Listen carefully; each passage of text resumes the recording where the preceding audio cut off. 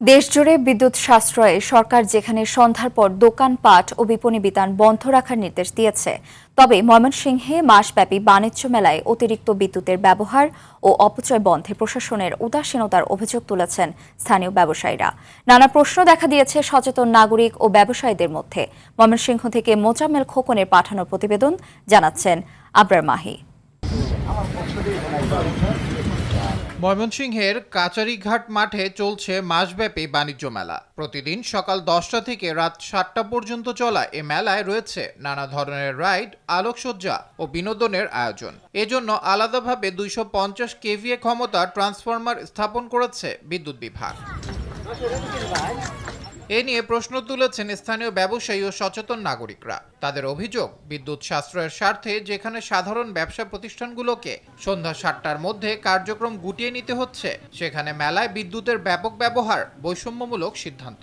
সন্ধ্যা 7টায় বন্ধ করলে আমাদের ব্যবসা বাণিজ্য অনেক ক্ষতি হচ্ছে আর কি। এদিকে গাঙ্গিনা পার্কে কাছারিঘাটে বাণিজ্য মেলা হচ্ছে, ওইখানে তো মানে দুই জায়গায় দুই আইন, মানে গাঙ্গিনা বাড়ি এক আইন, ওদিকে আরেক আইন। মেলাতে বিদ্যুৎ তো ঠিকই চলতেছে, কিন্তু আমাদের দোকানপাট বন্ধ করে দিছে, ব্যবসা বাণিজ্য নাই। বাণিজ্য মেলা এটি দেশের আর্থসামাজিক কারণ বা জনজীবনের কোনো অংশ না।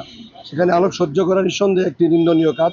দেশের অপচয় হচ্ছে, মানুষের কষ্ট বাড়বে, বিদ্যুৎ সংকটের প্রকট হবে। আমরা আশা করি এই একটি অপান্তীয় কাজ, এটি অপ্রয়োজনীয় কাজ, চিরেই বন্ধ করা হবে। এদিকে মেলা কর্তৃপক্ষকে সন্ধ্যা 7টার মধ্যে সরকারি বিদ্যুতের ব্যবহার বন্ধ করে পরবর্তীতে জেনারেটরের মাধ্যমে কার্যক্রম পরিচালনার নির্দেশনা দেওয়া হয়েছে বলে জানান এ কর্মকর্তা। সরকারি যে নির্দেশনা আছে সেটা তাদেরকে আমরা চিঠি দিয়েছে। আমাদের টিম ওইখানে যায়, যাওয়ার পর দেখে যায় না তাদের নিজস্ব জেনারেটরে তারা স্থাপনায় বিদ্যুৎ ব্যবহার করতেছে। অন্যদিকে জেলা প্রশাসনের পক্ষ থেকেও জানানো হয়, শর্ত সাপেক্ষে মেলার অনুমতি দেওয়া হয়েছে। মেলা চলমান আছে, অথবা ভবিষ্যতে যেগুলো মেলার অনুমোদন দেওয়া হবে সেগুলোকেও এই বিধিনিষেধের মধ্যে আওতায় অন্তর্ভুক্ত হবে। তার মানে হচ্ছে যে তারাও কিন্তু সন্ধ্যা 7টা পর্যন্ত বিদ্যুৎ ব্যবহার করতে পারবে, তারপরে মেলা বন্ধ করতে হবে। ব্যবসায়ী ও সচেতন নাগরিকদের প্রশ্ন, নিয়ম কি সবার জন্য সমানভাবে কার্যকর হচ্ছে, নাকি এটি বিদ্যুৎ ব্যবহারে দ্বৈত নীতির উদাহরণ?